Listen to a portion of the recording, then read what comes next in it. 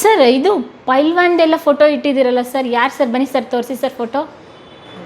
ನಾನೇ ರೀ ಅದು. ಹಾಂ, ಗೋಪಿ ಸರ್ ನೀವಾ? ಮತ್ತೆ ಬಾಡಿ ನಿಮ್ಮದೇ ಸರ್ ಅದು? ಇನ್ನು ನಂಗೆ ಹೇಳ್ತೀರಾ? ಅಲ್ಲ ಸರ್, ಗೊತ್ತಾಗ್ತಾ ಇಲ್ಲ ಸರ್ ನಮಗೆ. ಓ ಮೈ ಗಾಡ್. ನಾನು ಆ ಕಾಲಕ್ಕೇನೆ ನಂದು ಸ್ಟ್ರಾಂಗೆಸ್ಟ್ ಪರ್ಸನ್ ಇನ್ ಪ್ರೈವೇಟ್ ಅಂತ ರೆಕಾರ್ಡ್ ಇದೆ ನಂದು ಸ್ಟೇಡಿಯಂನಲ್ಲಿ. ಯಾವ ಮಿಲ್ಟ್ರಿ ಅವರು ನನ್ನ ಸೊಂಟ ಕೂಡ ಹಿಡಿತಾ ಇರಲಿಲ್ಲ. 1969ನಲ್ಲಿ ಯೂನಿವರ್ಸಿಟಿ ಲೀಡ್ ಮಾಡಿದೆ ನಾನು.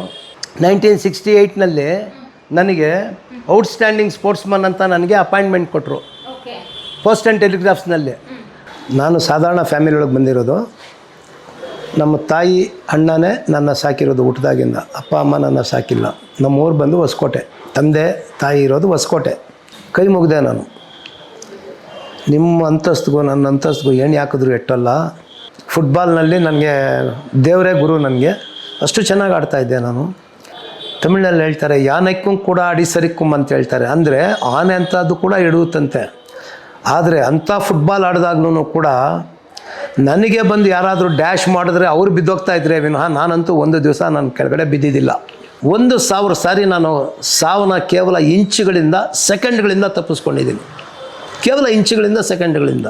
ಹಲವಾರು ಬಾರಿ ನನ್ನ ಹೊಡಿಬೇಕು ಅಂತಂದರೆ ಒಬ್ಬರು ಇಬ್ಬರು ಬರೋದಿಲ್ಲ. 45 ಜನ ಮುಚ್ಚುಗಳು ಎತ್ಕೊಂಡ್ಬಂದಿರ್ತಾರೆ ಹೊಡಿಯೋದಕ್ಕೆ. ಅಂಥ ಸಮಯದಲ್ಲೂ ಕೂಡ ಯಾರೋ ಒಬ್ಬ ಹೆಂಗಸು ಬಂದು ನನ್ನ ಬಚಾವ್ ಮಾಡಿರ್ತಾರೆ.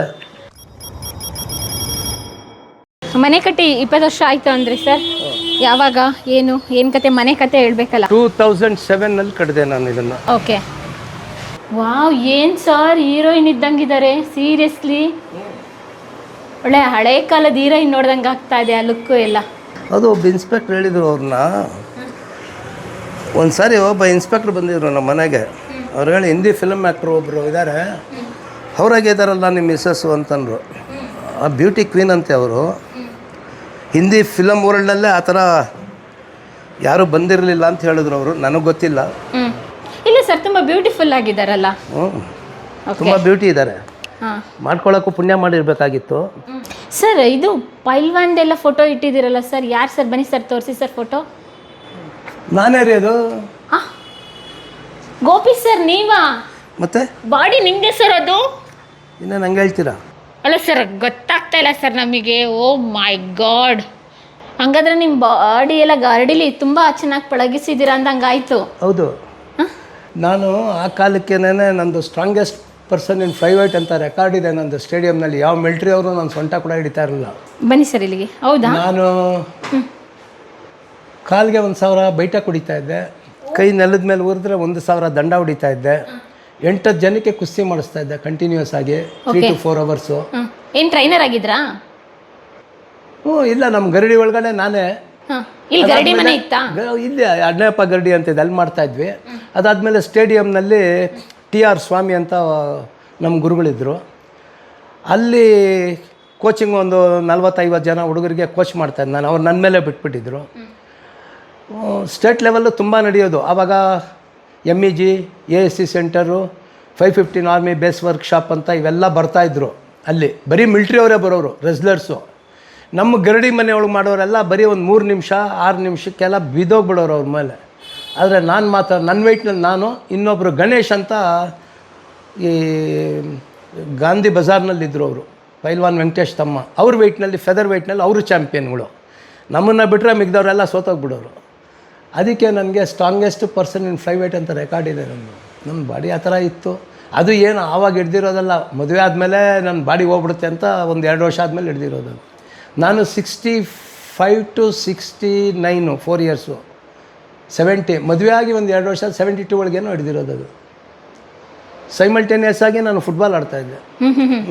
ಹಂಗಾರೆ ಸ್ಪೋರ್ಟ್ಸ್ ಪರ್ಸ್ನಾಲಿಟೀಸ್ ಕೂಡ ಹೌದು ನೀವು? ಹೌದೌದು. ಫುಟ್ಬಾಲ್ ಆಡ್ತಾಯಿದ್ದೆ ಅಂತಂದರೆ 65 to 69 4 ಇಯರ್ಸು ನಾನು ಯೂನಿವರ್ಸಿಟಿಗೆ ಆಡಿದೆ. ನಾನು ಬೆಂಗಳೂರು ಯೂನಿವರ್ಸಿಟಿಗೆ ಸೆಲೆಕ್ಟ್ ಆಗ್ತಾಯಿದ್ದೆ. 1969ನಲ್ಲಿ ಯೂನಿವರ್ಸಿಟಿ ಲೀಡ್ ಮಾಡಿದೆ ನಾನು. ಏನು ಸರ್ ನಿಮ್ಮ ಎಜುಕೇಷನ್ ಕ್ವಾಲಿಫಿಕೇಷನ್?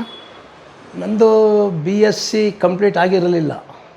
ಓಕೆ. ಅಲ್ಲಿ ಕಾಲೇಜ್ ಯಾವುದೋ ಇದೆಯಾ ಸರ್ ನಿಮ್ಮದೇನಾ? ಯಾವುದು? ಫೋಟೋ. 1968ನಲ್ಲಿ ನನಗೆ ಔಟ್ಸ್ಟ್ಯಾಂಡಿಂಗ್ ಸ್ಪೋರ್ಟ್ಸ್ಮನ್ ಅಂತ ನನಗೆ ಅಪಾಯಿಂಟ್ಮೆಂಟ್ ಕೊಟ್ಟರು ಪೋಸ್ಟ್ ಆ್ಯಂಡ್ ಟೆಲಿಗ್ರಾಫ್ಸ್ನಲ್ಲಿ. ಅದರಿಂದ ನಾನು ಫೈನಲ್ ಇಯರು ನಂದು ಮುಗಿಸಿರಲಿಲ್ಲ. ನೋಡಿ ಅವ್ರು ಅಷ್ಟು ಜನದಲ್ಲಿ ನಾನೇ ಕುಂತಿರೋದಲ್ಲಿ ಎ ರಾಜಗೋಪಾಲ್ ಅಂತ ಸೈನ್ ಮಾಡಿದ್ದೀನಿ. ಮಿಕ್ದವರೆಲ್ಲ ಪ್ರೊಫೆಸರ್ಗಳು. ಅವರು ಒಬ್ಬರು ಆರ್ ಉಮರ್ಜಿ ಅಂತ ನಮ್ಮ ಪ್ರಿನ್ಸಿಪಾಲ್, ಇವರು ನಮ್ಮ ಪ್ರಿನ್ಸಿಪಾಲ್. ಆವಾಗ ಯೂನಿವರ್ಸಿಟಿ ಲೀಡ್ ಮಾಡಿದೆ ನಾನು 1969ನಲ್ಲಿ. ಸರ್ ನಿಮ್ಮ ಹೆಸರು ಗೋಪಿನ ರಾಜಗೋಪಾಲ? ನನ್ನ ಫುಲ್ ನೇಮ್ ರಾಜಗೋಪಾಲ್ ಅಂತ.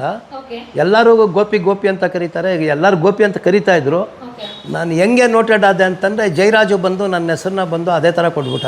1 ಸೆಕೆಂಡ್. ನಮ್ಮ ಮಿಸ್ಸಸ್ ಬಗ್ಗೆ ಕೇಳಿದ್ರಿ ನೀವು, ಒಳ್ಳೆ ದೊಡ್ಡ ಕೋಟ್ಯಾಧೀಶನ ಮಗಳನ್ನ ಮದುವೆ ಮಾಡ್ಕೊಂಡ್ಬಿಡ್ತೀನಿ ಅಂತ. ನಾನು ಆ ಥರ ವ್ಯಕ್ತಿ ಅಲ್ವೇ ಅಲ್ಲ. ನನ್ನ ಕ್ಯಾರೆಕ್ಟ್ರೇ ಬೇರೆ.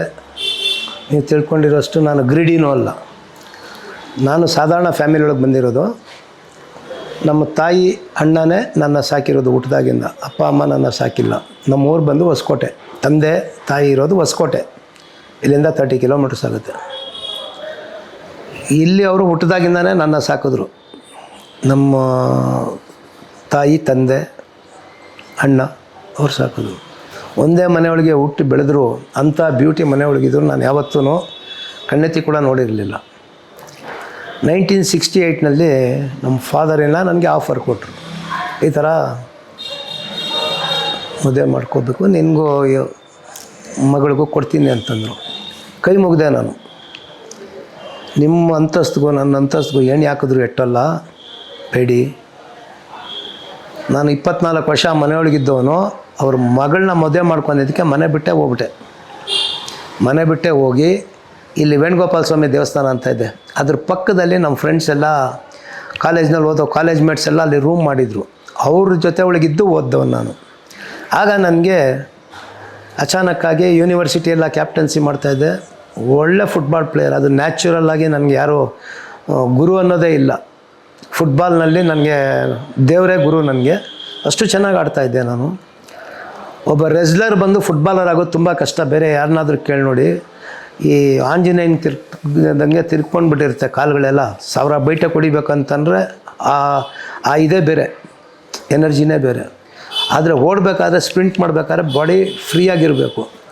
ಆದರೆ ಯೂನಿವರ್ಸಿಟಿ ಒಳಗೆ ಫಾಸ್ಟೆಸ್ಟ್ ರನ್ನರ್ ನಾನು. ಯೂನಿವರ್ಸಿಟಿ ಒಳಗೆ ಫಾಸ್ಟೆಸ್ಟ್ ರನ್ನರು ನಾನು. ಹೈಟ್ 5 ಫೀಟ್ ಇದ್ದಾಗೇನೂ ಕೂಡ ಆ ಸ್ಪೀಡ್ ಇತ್ತು ನಂದು. ಅದಕ್ಕೆ ನಾನು ಒಳ್ಳೆ ಆಟ ಆಡ್ತಾಯಿದ್ದೆ. Dashing game.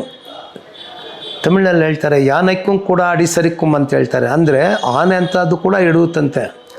ಆದರೆ ಅಂಥ ಫುಟ್ಬಾಲ್ ಆಡಿದಾಗ್ಲೂ ಕೂಡ ನನಗೆ ಬಂದು ಯಾರಾದರೂ ಡ್ಯಾಶ್ ಮಾಡಿದ್ರೆ ಅವ್ರು ಬಿದ್ದೋಗ್ತಾ ಇದ್ರೆ ವಿನಃ ನಾನಂತೂ ಒಂದು ದಿವಸ ನಾನು ಕೆಳಗಡೆ ಬಿದ್ದಿದ್ದಿಲ್ಲ. 6 ತಿಂಗಳು ಫುಟ್ಬಾಲ್ ಆಡ್ತಾಯಿದ್ದೆ. ಕಾಲೇಜ್ ಓಪನ್ ಆದರೆ ಜೂನ್ 1ನೇ ತಾರೀಕಿಂದ ಅಕ್ಟೋಬರ್. ಯೂನಿವರ್ಸಿಟಿ ಆದಮೇಲೆ ಗರಡಿ ಮನೆ ಕಡೆಯೇ ಸುಳಿತಾ ಇರಲಿಲ್ಲ. ಆವಾಗ ಶೂ ಎಲ್ಲ ಬಿಟ್ಟು ಫುಟ್ಬಾಲ್ ಗರಡಿ ಮನೆಗೆ ಹೋಗ್ತಾಯಿದ್ದೆ. ಗರಡಿ ಮನೆಯೊಳಗೆ 6 ತಿಂಗಳಲ್ಲಿ ನಾನು ಎವ್ರಿ ಇಯರು ಸ್ಟೇಟ್ ಲೆವೆಲ್ ಚಾಂಪಿಯನ್ಶಿಪ್ನೆಲ್ಲ ನಾನೇ ಪ್ಲೇಸ್ ತಗೊಳ್ತಾನೆ ಇದ್ದೆ. ಈ ಥರ ಸ್ಪೋರ್ಟ್ಸ್ನಲ್ಲಿ ಇರಬೇಕಾದ್ರೆ ಆಫರ್ ಕೊಟ್ಟರು. ಆಗ ನಾನು ಬೇಡ ಅಂತ ಬಿಟ್ಟು ಹೋದವನು. ಆದರೆ ನಮ್ಮ ಫಾದರ್ ಇನ್ ಲಾ ಫ್ರೆಂಡ್ಸು ಅವರು ಇವರು ಎಲ್ಲ ಬುದ್ಧಿ ಹೇಳಿ ನನಗೆ ಏನು ಹೇಳಿದ್ರು ಕೂಡ ಇಲ್ಲ, ನಮ್ಮಂತಸ್ತವರು ಎಟ್ಟೋದಿಲ್ಲ ಅಂತೆಲ್ಲ ಹೇಳಿದ್ರು ಕೂಡ ಕೊನೆಗೆ ನಾನು ವಿಧಿ ಇಲ್ಲದೆ ಮಾಡ್ಕೊಳ್ಳೋಂಥ ಪರಿಸ್ಥಿತಿ ಬಂದ್ಬಿಡ್ತು. ಎಗೇನು ನಮ್ಮ ಫಾದರ್ ಇನ್ ಲಾ ಎಲ್ಲೋ ಸಿಕ್ಕಿ ಕರೆಸಿ ಎಲ್ಲ ಹೇಳಿದ್ಮೇಲೆ ಮದುವೆ ಮಾಡ್ಕೊಂಡ್ಮೇಲೆ ಅವ್ರ ಆಸೆ ಆಕಾಂಕ್ಷೆಗಳನ್ನ ಫುಲ್ ಮಾಡೋದಕ್ಕೆ ನನಗೆ 37 ಇಯರ್ಸು ಸಾಕಾಗಿಲ್ಲ. ಯಾಕೆಂದರೆ ಮದುವೆ ಮಾಡ್ಕೊಳ್ಳೋದು ಹೆಚ್ಚಲ್ಲ. ಮದುವೆ ಮಾಡ್ಕೊಂಡ್ಮೇಲೆ ಅದೇ ಥರ ನೋಡ್ಕೊಳ್ಬೇಕು ಅಂತ ಅವರ ಆಸೆ ಆಕಾಂಕ್ಷೆಗಳನ್ನ ಫುಲ್ ಮಾಡೋಕ್ಕೆ ನಾನು 37 ಇಯರ್ಸು. ಆದರೆ ಭಗವಂತ ಈ ಪ್ರಪಂಚದಲ್ಲಿ ಎಷ್ಟು ಕೋಟಿ ದಂಪತಿಗಳಿದ್ದಾರೆ, ಅವ್ರಿಗೆಲ್ಲ ಹೆಂಡತಿ ಅಂತ ಕೊಟ್ಟಿರ್ತಾನೆ. ಆದರೆ ನನಗೆ ಮಾತ್ರ ಒಬ್ಬ ದೇವತೆನೇ ಕೊಟ್ಟಿದ್ದ. ಅದೆಂಥ ಕಾಸ್ಟ್ಲಿ ಮಿಸ್ ಆಗೋಗ್ಬಿಡ್ತಾ ಇತ್ತು ಅಂತಂದರೆ, ನಾನು ಬಿಟ್ಟು ಹೋಗಿದ್ದು ನಾನು ನಮ್ಮ ಮಿಸ್ಸಸ್ನ ಏನಾದರೂ ಮಾಡಿಕೊಳ್ಳಿಲ್ಲ ಅಂದಿದ್ದರೆ ಇವತ್ತಿನ ದಿವಸ ನಾನು ನಿಮ್ಮ ಎದುರುಗಡೆ ಎಲ್ಲಿ ಜೀವಂತವಾಗಿರೋಕ್ಕೆ ಸಾಧ್ಯನೇ ಇರ್ತಾ ಇರಲಿಲ್ಲ. ಯಾಕೆಂದರೆ ಭಗವಂತನೇ ಅವನು ಸೃಷ್ಟಿ ಒಳಗಡೆ ನನಗೆ ಕೊಟ್ಟಿರೋ ಚಾನ್ಸ್ನ ಯಾರಿಗೂ ಕೊಟ್ಟಿರೋಕ್ಕಿಲ್ಲ. ಯಾರಿಗೂ 1,000 ಸಾರಿ ನಾನು ಸಾವನ್ನ ಕೇವಲ ಇಂಚುಗಳಿಂದ ಸೆಕೆಂಡ್ಗಳಿಂದ ತಪ್ಪಿಸ್ಕೊಂಡಿದ್ದೀನಿ. ಕೇವಲ ಇಂಚುಗಳಿಂದ ಸೆಕೆಂಡ್ಗಳಿಂದ. ಯಾಕೆಂದರೆ ನಾನು ತುಂಬ ಏನೇ ಓಡಿಸ್ಲಿ, ವೆಹಿಕಲ್ ಓಡಿಸ್ದೆ ಅಂದರೆ ಸಿಕ್ಕಾಪಟ್ಟೆ ಸ್ಪೀಡ್ ಓಡಿಸ್ತೀನಿ. ಮ್ಯಾಕ್ಸಿಮಮ್ ಸ್ಪೀಡ್ ಎಷ್ಟಿರುತ್ತೋ ಅಷ್ಟು ಓಡಿಸ್ತೀನಿ. 1960 ಅದೇ ಮಾಡ್ತಾಯಿದ್ದೀನಿ. 60 ಒಳಗೆ 1960 ಒಳಗೆ ಬರೀ ನನಗೆ 16 ವರ್ಷ ಆಯಿತು. ಆ ಕಾಲದಿಂದನೂ ಇವತ್ತಿನವರೆಗೂ 2 ಇಯರ್ಸ್ ಬಿಫೋರು ನನ್ನ ಮೊಮ್ಮಗಳಿಗೆ ಒಂದು ಮಾರಿಸ್ ಗರಾಸ್ ಕಾರ್ ಕೊಡಿಸಿದೆ, MG ಕಾರು. ನನ್ನ ಬೆನ್ಸ್ ಕಾರೇನೇ ಅಷ್ಟು ಹೋಗೋಕ್ಕಿಲ್ಲ, ಮ್ಯಾಕ್ಸಿಮಮ್ ಸ್ಪೀಡ್ 160 ಓಡಿಸಿರೋದು ನಾನು. ಆದರೆ ಆ ಕಾರು 200 ಕಿಲೋ ಸ್ಪೀಡ್ ಓಡಿಸಿದ್ದೀನಿ. ಗೋಕರ್ಣದಿಂದ 1.5 hour ಬಂದಿದ್ದೀನಿ ಕುಂದಾಪುರ್ಗೆ. 180 ಕಿಲೋಮೀಟರ್ಸ್ ಇದೆ, 200 ಕಿಲೋಮೀಟರ್ ಸ್ಪೀಡ್ ಬಂದಿದ್ದೀನಿ. ಆ ಥರ ಕ್ರೇಜ್ ನನಗೆ. ಅಷ್ಟು ಸ್ಪೀಡ್ ಓಡಿಸ್ಬೇಕಾದ್ರೆ ಎಷ್ಟು ಸಾರಿ ಲೈಫ್ನ ಡೇಂಜರ್ ಇರುತ್ತೆ. ಅದೊಂದೇ ಅಲ್ಲ, ಹಲವಾರು ಬಾರಿ ನನ್ನ ಹೊಡಿಬೇಕು ಅಂತಂದರೆ ಒಬ್ಬರು ಇಬ್ಬರು ಬರೋದಿಲ್ಲ, 45 ಜನ ಮುಚ್ಚುಗಳು ಎತ್ಕೊಂಡ್ಬಂದಿರ್ತಾರೆ ಹೊಡಿಯೋದಕ್ಕೆ. ಅಂಥ ಸಮಯದಲ್ಲೂ ಕೂಡ ಯಾರೋ ಒಬ್ಬ ಹೆಂಗಸು ಬಂದು ನನ್ನ ಬಚಾವ್ ಮಾಡಿರ್ತಾರೆ. ಇವಾಗ ಕೋರ್ಟ್ನಲ್ಲೇ ತಗೊಳ್ಳಿ, 100 ಜನ ಪೊಲೀಸ್ನವ್ರು ಓಡೋಗ್ಬಿಟ್ರು 1977ನಲ್ಲಿ, 100 ಜನ ಅಡ್ವೊಕೇಟ್ಸ್ ಓಡೋಗ್ಬಿಟ್ರು, 1000 ಜನ ಪಬ್ಲಿಕ್ ಓಡೋಗ್ಬಿಟ್ರು. ನಾನು ಜೀವಂತವಾಗಿ ಉಳ್ಕೊಂಡಿದ್ದೀನಿ. 10 ಜನ ನನಗೆ ರೌಂಡ್ ಆಫ್ ಮಾಡಿ ಹೊಡಿತಾ ಇರಬೇಕಾದ್ರೆ ಬರೀ ಕೈಯೇ ಅಡ್ಡ ಕೊಟ್ಟಿದ್ದೆ. ನಾನು ಅಯ್ಯೋ ಅಂದಿಲ್ಲ, ಅಮ್ಮ ಅಂದಿಲ್ಲ, ಅಪ್ಪ ಅಂದಿಲ್ಲ. ಮಲ್ಟಿಪಲ್ ಫ್ರ್ಯಾಕ್ಚರ್ಸ್ ಇದು ಕೈ. ರೇಡಿಯಸ್ ಅಲ್ಲ ಅಂತ 2 ಬೋನ್ ಇರುತ್ತೆ, ಇಲ್ಲಿಂದ ಇಲ್ಲಿಗೆ ನಿಯರ್ಲಿ 40-50 ಪೀಸ್ ಆಗಿಬಿಟ್ಟಿತ್ತು. ಇದನ್ನೆಲ್ಲ ತೆಗೆದು ಸೊಂಟದಿಂದ ಬೋನ್ ತಗೊಂಡು ಬೋನ್ ಗ್ರಾಫ್ಟ್ ಮಾಡಿದ್ದಾರೆ, ಇಲ್ಲೆಲ್ಲ ನರು ಗ್ರಾಫ್ಟ್ ಮಾಡಿದ್ದಾರೆ, ಕಾಲಿಂದ ನರುಗಳೆಲ್ಲ ತಗೊಂಡು ಆಲ್ ಓವರ್ ಬಾಡಿ ಮಲ್ಟಿಪಲ್ ಫ್ರ್ಯಾಕ್ಚರ್ಸು, ಜೀವಂತವಾಗಿ ಉಳಿದಿದ್ದೀನಿ. ಅಂದರೆ ನಮ್ಮ ಮಿಸಸ್ ತಾಳಿ ಭಾಗ್ಯ. 1992 ಒಳಗಡೆ 160 ಕಿಲೋಮೀಟರ್ ಸ್ಪೀಡ್ನಲ್ಲಿ ಬರ್ತಾಯಿದ್ದೀನಿ ನಾನು ಚೆನ್ನೈಯಿಂದ ಬೆನ್ಸ್ ಕಾರ್ನಲ್ಲಿ. ನನಗೆ ಒಂದು ಅಹಂ, ನಾನು ಹುಡ್ದಾಗಿಂದ ಕಾಫಿ ಟೀ ಕುಡ್ದಿಲ್ಲ, ಸೋಡಾ ಕ್ರಷ್ ಕುಡ್ದಿಲ್ಲ, ಪಾನ್ ಬಿಡಾಕೋಲ್ಲ, ಸ್ಮೋಕ್ ಮಾಡೋಲ್ಲ, ಡ್ರಿಂಕ್ಸ್ ಮಾಡೋಲ್ಲ, ನನ್ನ ಕೈನಲ್ಲಿ ಗಾಡಿ ಆಕ್ಸಿಡೆಂಟ್ ಆಗೋಲ್ಲ ಅಂತ ನನಗೆ ಒಂದು ಅಹಂ ಜಾಸ್ತಿ.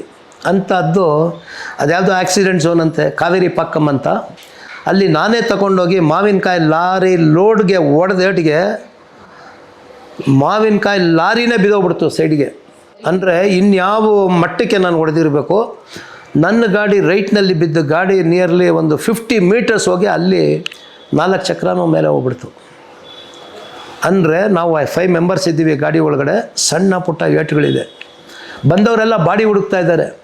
ಯಾಕೆಂದರೆ ಅಲ್ಲಿ ತಿಂಗಳಿನಲ್ಲಿ 20-25 ಆಕ್ಸಿಡೆಂಟ್ ಆಗುತ್ತಂತೆ, ಯಾರಾದರೂ ಸಾಯಲೇಬೇಕಂತೆ. 92 ಅಂದರೆ 72ಇಂದ ನಡೆದಿದೆ, ಒಂದು 20 ವರ್ಷ ನಡೆದಿದೆ ಅಂತೆ. ಇದೇ ಫಸ್ಟ್ ಟೈಮ್ ಹಿಸ್ಟ್ರಿ ಒಳಗಡೆ 5 ಜನ ಇದ್ದೀವಿ, 5 ಜನದಲ್ಲಿ ಯಾರಿಗೂ ಸಾವಾಗದಿರ ಹೋಗಿರೋದು. ಹಂಗಂದರೆ ಯೋಚನೆ ಮಾಡಿ ಅವರು ಆ ಥರ. ನಾನು ಪ್ರತಿ ವರ್ಷವೂ ನಮ್ಮ ಮಿಸ್ಸಸ್ಸು ಎಂಟೈರ್ ಫ್ಯಾಮಿಲಿನ ಕರ್ಕೊಂಡು ಹಾಲಿಡೇಸ್ ಮಕ್ಕಳು ಬರೋದಕ್ಕೆ ಕಾಯ್ತಾ ಇರ್ತಾಯಿದ್ದೆ. ತಮಿಳ್ನಾಡಿನಲ್ಲಿರ್ತಕ್ಕಂಥ ದೇವಸ್ಥಾನಗಳು ಎಷ್ಟು ದೇವಸ್ಥಾನ ಇದೆ ಅಷ್ಟು ದೇವಸ್ಥಾನಗಳು ಸುತ್ತಿಸ್ತಾ ಇದ್ದೆ.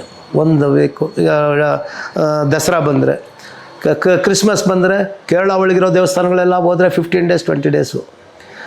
ಆಂಧ್ರ ಸ್ಟೇಟ್ಗೆ ಹೋದರೆ ಅದೇ ಅಲ್ಲಿರೋ ದೇವಸ್ಥಾನಗಳೆಲ್ಲ ಬರೀ ದೇವಸ್ಥಾನಗಳು ಸುತ್ತಿರೋದೆ 37 ಇಯರ್ಸು ನಾನು. ಎಷ್ಟು ಆಕ್ಸಿಡೆಂಟ್ಗಳಾಗ್ಬೋದಾಗಿತ್ತು, ಎಷ್ಟು ಇದನ್ನು ಅವರು ಒಬ್ಬ ದೇವತೆ ನನ್ನ ಜೊತೆ ಉಳ್ಗಿದ್ದರಿಂದ ಏನೂ ಆಗದಿರ ಉಳ್ಕೊಂಡಿದ್ದೀವಿ ನಾವು ಇವತ್ತಿನವರೆಗೂ. ಉಳ್ಕೊಳ್ಳೋಕ್ಕೆ ಅಂಥ ದೇವತೆನ ಕಳ್ಕೊಂಡು ಬಿಡ್ತಾಯಿದ್ದೆ ನಾನು. ಮದುವೆ ಮಾಡ್ಕೊಂಡಿದ್ದು the most luckiest person on this planet ಅಂತ ನಾನು.